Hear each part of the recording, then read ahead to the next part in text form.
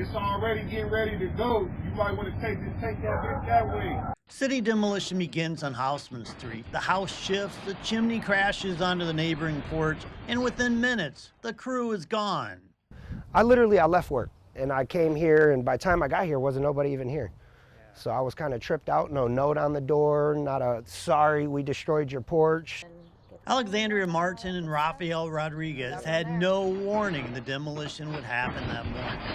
Other security cameras recorded everything, including damaged city employees later documented in their own reports. I mean, that doesn't make me feel good when it's the city workers who are supposed to be doing something to help and make stuff look better, and then you're just damaging everything. The city investigated what happened. One employee documented the neighboring porch kicked out, but another observation stood out.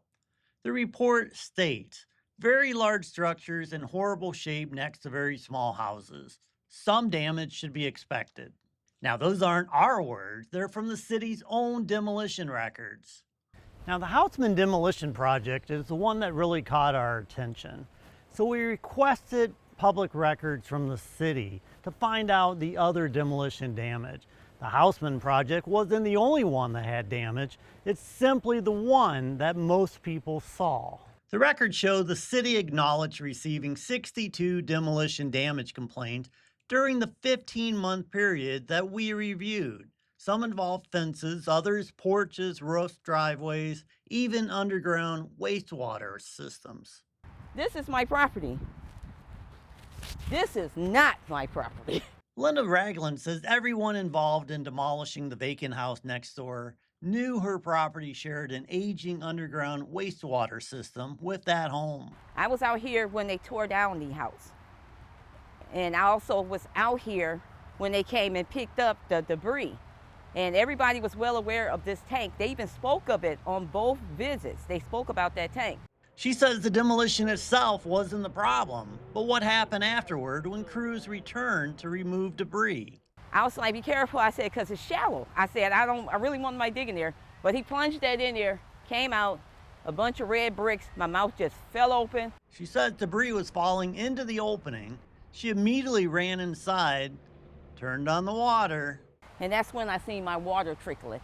Ragland says workers then called a supervisor. Then the boss pops up. He comes, stands, straddles up like this, and he told them what happened. He said he accidentally pulled the whole lid and top and everything off.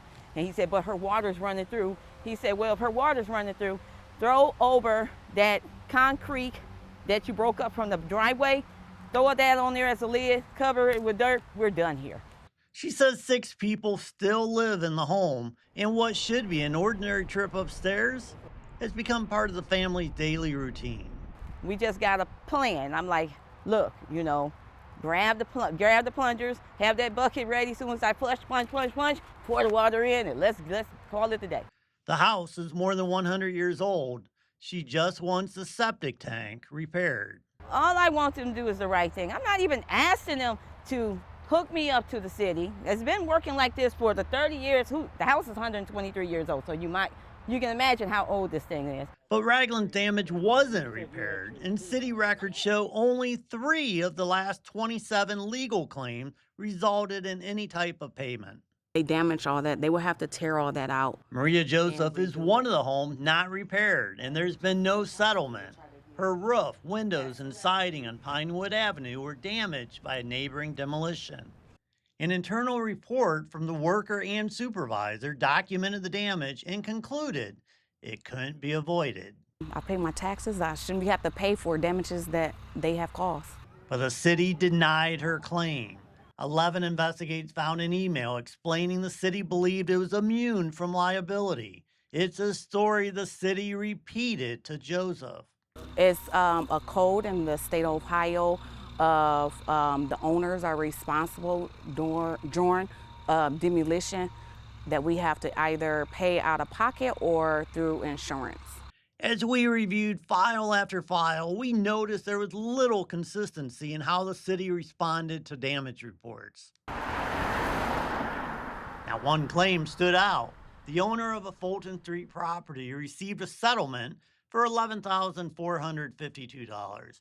City records show the payment came from the Nuisance Abatement Trust Fund. The ordinance creating that fund authorizes money for nuisance abatement and related activities. It does not expressly mention paying private property damage claims. Now, we asked the city why this fund was used, and it hasn't responded. Records provided to us show there were 327 demolitions during the 15-month period reviewed. The city acknowledged 62 demolition damage complaints and 27 legal claims. Months of public record requests show that the city of Toledo does have demolition damage. Sometimes the city makes repairs, sometimes they pay the legal claims, and sometimes they do nothing at all. But what the records don't show is why some homeowners, like here on Fulton Street, get a check and others get nothing at all. I just want my stuff fixed. I pay my taxes. I shouldn't have to pay for damages that they have caused. All I want them to do is the right thing.